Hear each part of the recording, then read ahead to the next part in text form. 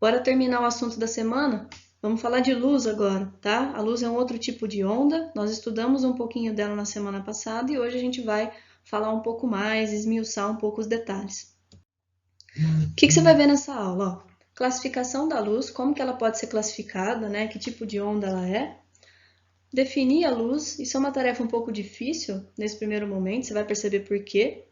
O que é uma câmara escura, que é um dispositivo que utiliza a luz, e logo logo você vai entender que ele é muito próximo de você, de certa maneira. E o que são fontes luminosas e meios ópticos. Então vamos lá, classificação da luz. Primeiramente, a gente tem que dizer que a área da física que estuda a luz se chama óptica. E essa área estuda o comportamento da luz em vários meios, né? Como que ela se comporta no ar, na água, nos vidros, qual é a velocidade dela, quais são as características dessa onda e assim por diante. Então, como a gente definiu na semana passada, a luz é uma onda eletromagnética, transversal e que não precisa de meio material para se propagar. O que isso significa, pessoal? Que ela se propaga no vácuo e ela chega, por exemplo, até a Terra vinda do Sol quando a gente tem essa condição aí de luz. Muito bem, definir luz sempre foi um processo complicado historicamente, tá? Antigamente, se a gente voltar lá na época dos gregos, né, dos pensadores, eles entendiam a luz como um conjunto de partículas que saíam dos olhos e se projetava sobre os objetos. Então era como se a gente estivesse olhando para um objeto, saíssem raios de luz, partículas de luz dos nossos olhos, fossem para os objetos e assim a gente conseguia enxergar esses objetos. Então, o que foi percebido nessa época também? Que a luz pode ser refletida, que ela produz sombras e imagens. Então, isso era o que eles conseguiam perceber. Lembrando que nessa época não tinham experimentos a serem feitos, as pessoas ficavam aí pensando nos conceitos e não tinha como provar que isso tudo era verdadeiro.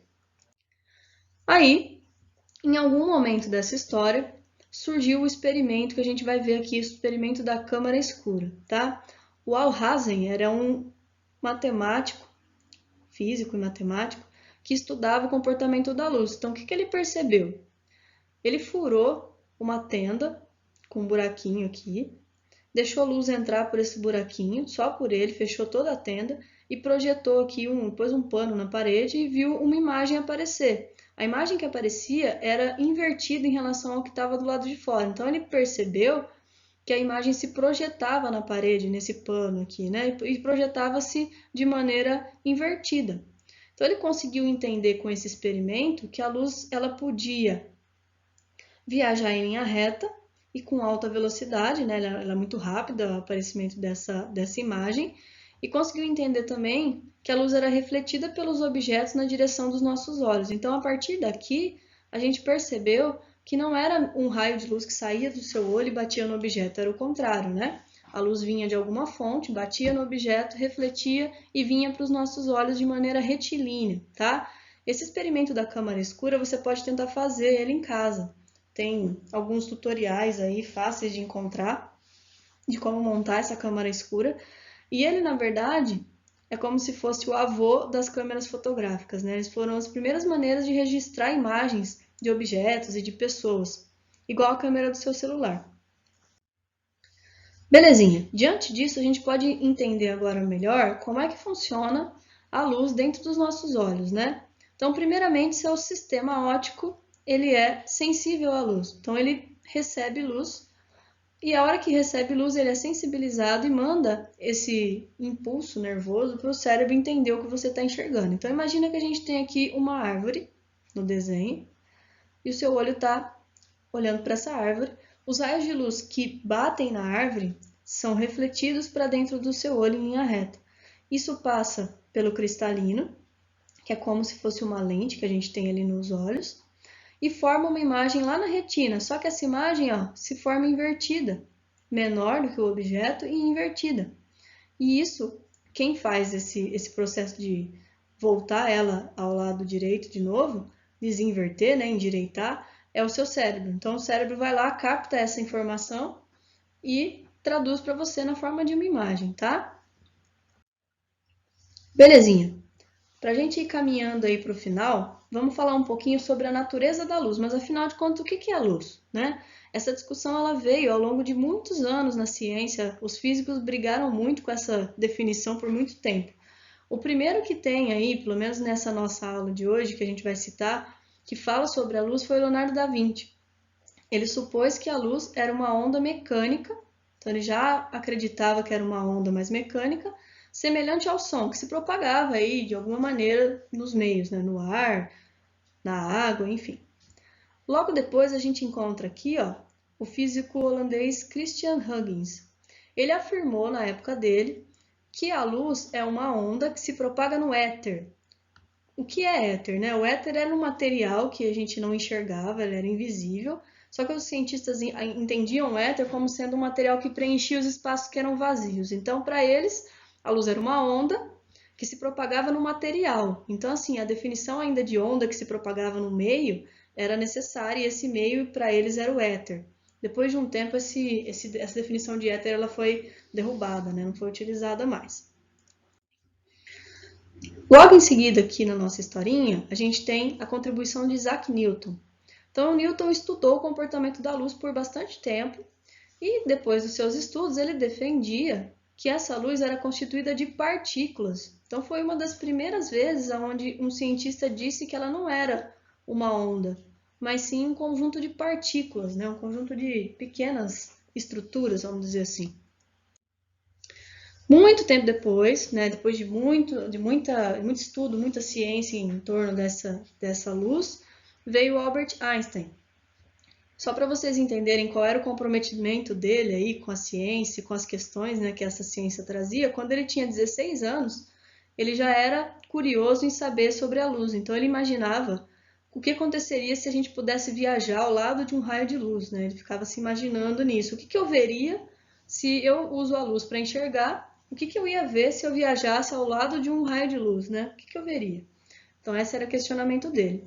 Em 1905, após muitos anos de estudo, ele modificou a ideia da ciência sobre a luz. Ele trouxe uma contribuição diferente dessa definição.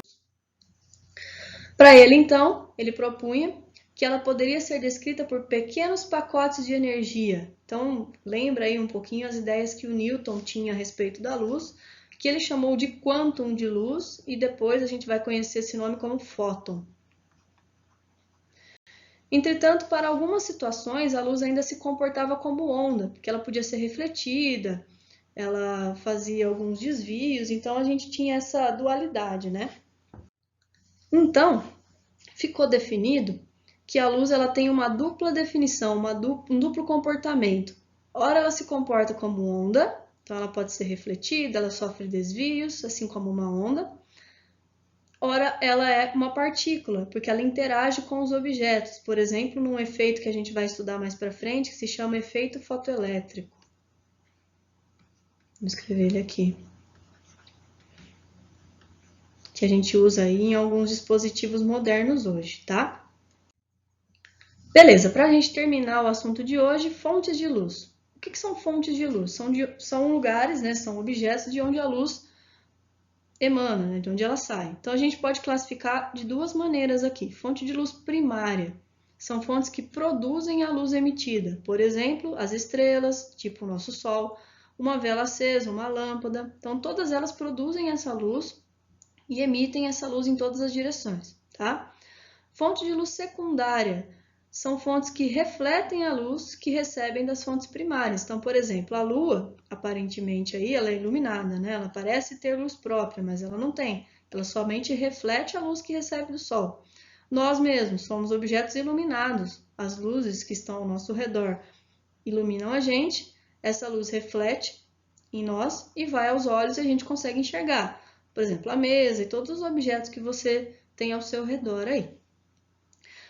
Sobre isso, pessoal, a gente vai explorar um pouquinho mais ainda sobre fontes de luz, meios de propagação da luz. Vamos falar um pouco mais aí sobre como é que essa luz ela sai dos objetos, reflete, desvia. A gente vai ter um estudo um pouco mais aprofundado, tá? Muito bem, chegamos ao final da segunda parte. Então, eu vou pedir que vocês façam novamente um resuminho dessa aula e enviem uma foto desse resumo para mim lá, pelo Agendedu, junto com as atividades mesmo. Resolva os exercícios que estão sugeridos no roteiro com atenção e depois envie a foto das resoluções, tá? Qualquer dúvida que vocês tenham a respeito das aulas ou dos exercícios, a gente resolve no plantão de dúvidas. Tudo bem, galerinha? Então, espero que tenha sido legal, que vocês tenham entendido. Bons estudos, um abraço, até mais!